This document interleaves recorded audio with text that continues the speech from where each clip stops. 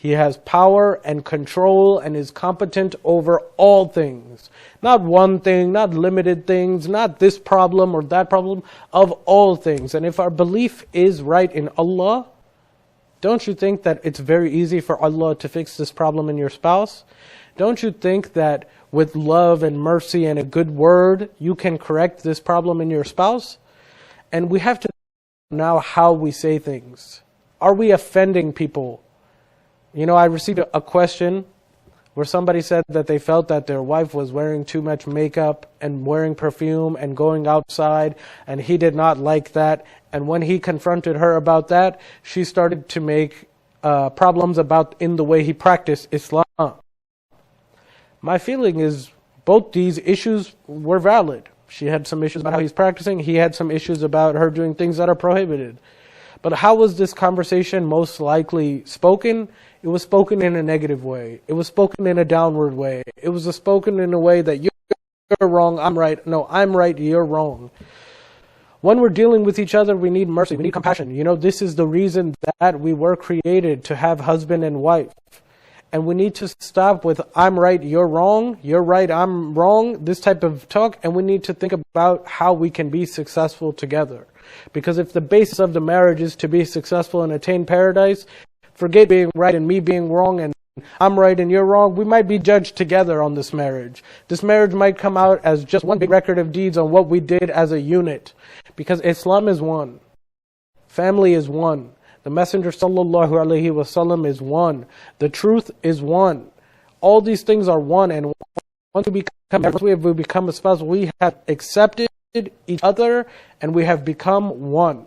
You know, I was talking to my friend Mukhtar, Sheikh Mukhtar in Medina, and he was telling me something very interesting about just the terms and grammars on husband and wife. And may Allah correct us if we are wrong, but the three terms they're using and why do they use them?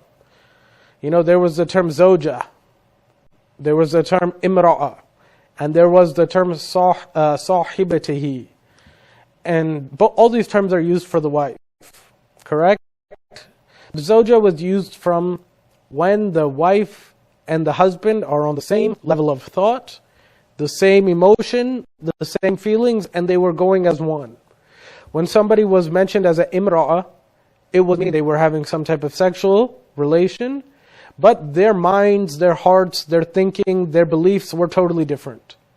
This was the second. And the last was mentioned on Yawm al-Qiyamah, when we are going to be judged on everything, when a husband will trade his wife or trade his children, and brothers will be blaming brothers and not wanting to claim them on the day we are feeling Allah subhanahu wa ta'ala's ghadab. This is the final way it's mentioned on Yawm al-Qiyamah.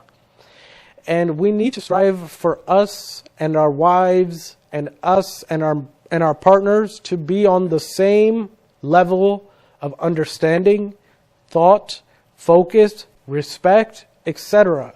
Because if we have differences in any of these things, and it's okay to have differences, we need to understand, are we going to be closer to being successful or are we going to be farther from being successful? And my opinion is every time there's disputes and others are involved and you are now painting your spouse in a different light and you're letting people see them without their clothes. There's no other way I can use to describe it, because the Quran has told us men are the clothing for women as the way women are the clothing for men. Allah ordained it lawful for us to be able to have intercourse with our wives in Ramadan, a holy month. Why? Because this is our clothing.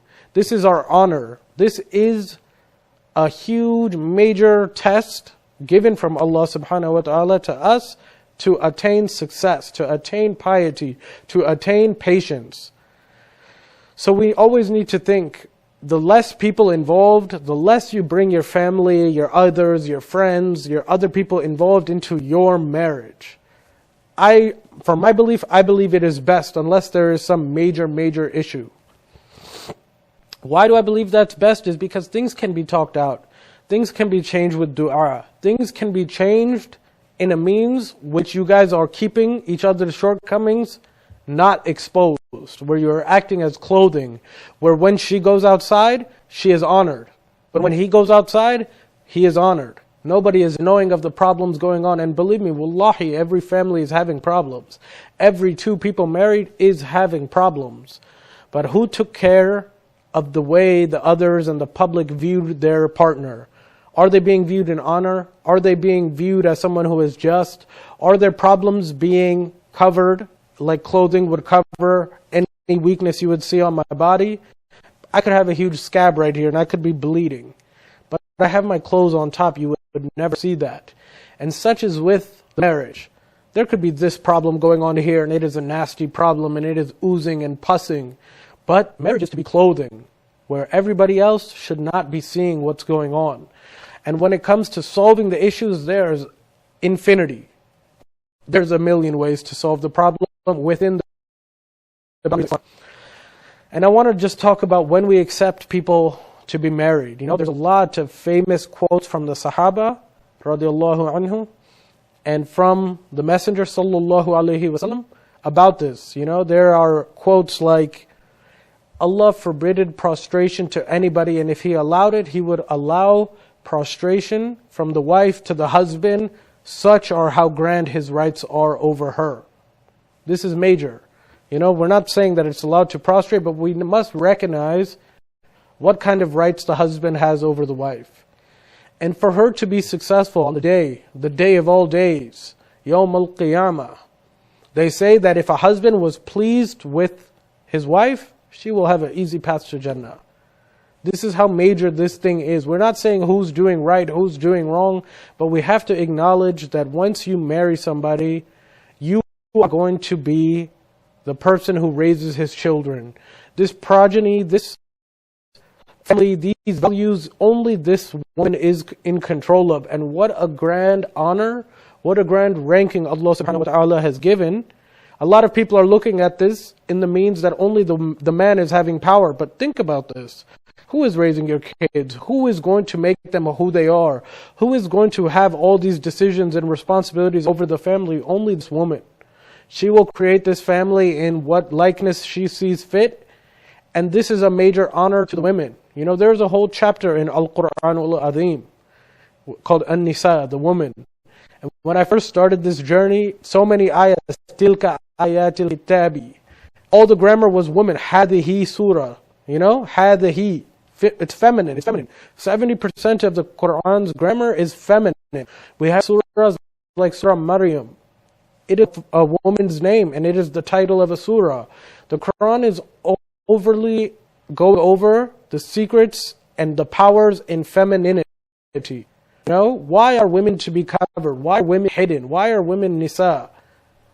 This is all going to show you that Allah has honored the woman. There are secret powers and secret ways in femininity in which we cannot comprehend, that Allah has bestowed honor upon in the woman. So when we're dealing with problems in our family, or we think somebody is right and somebody is wrong, or somebody's doing this, first advice is to keep this private. Because what we see very hard for us, we see it's very easy to go to the parents and yell and make a mischief. But it's very easy for Allah to have changed this like that. Now, when it comes to when things get very messy, we need to understand the rights. Somebody asked me, is it permissible for me to leave my husband